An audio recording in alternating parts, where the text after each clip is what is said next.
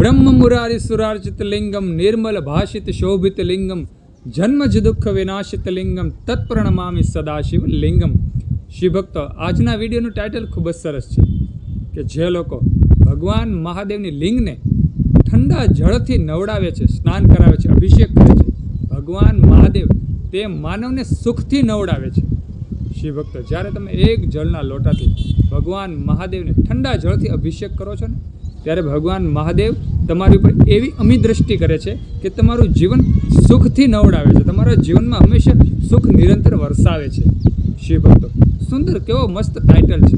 તમે આ ઉનાળાના દિવસોમાં બપોરનો સમય હોય, ખરો તડકો હોય અને તેમાં તમે પરસેવે રેપઝેપ થઈ ગયા હોય અને તમને ઠંડા જળથી સ્નાન કરવા મળે, ઠંડુ જળ તમારી કાયા ઉપર પડે તો તમારી કાયાને કેટલાક ઠંડક મળે છે।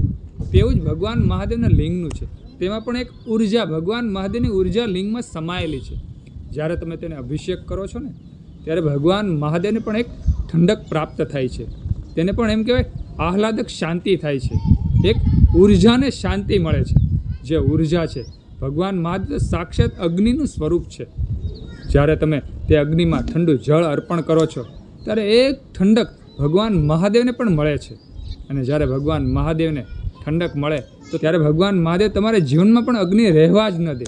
તમારા જીવનને જે પ્રખર અગ્નિ હોય છે, જે ક્રોધ હોય છે, જે એમ કહેવાય કે દુઃખ હોય છે, તેને શાંત કરી દે છે।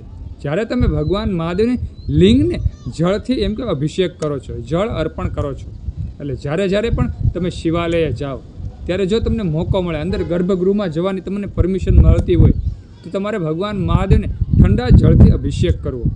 ખૂબ તમને એમ કહે કે ભગવાન મહાદેવ કંઈક ને કંઈક આપશે, અઢળક ધન આપશે, અઢળક સુખ આપશે, અઢળક મનને શાંતિ આપશે।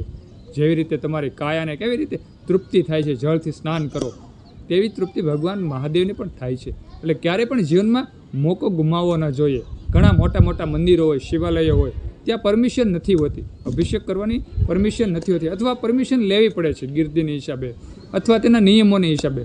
પણ આપણા ગામમાં આજુબાજુમાં ક્યાંક ને ક્યાંક શિવાલય હોય છે, ત્યાં દરેક લોકો જઈ શકે તેવી પરમિશન હોય છે, ત્યાં જતું રહેવું અને ભગવાન મહાદેવને જળથી અભિષેક કરવો।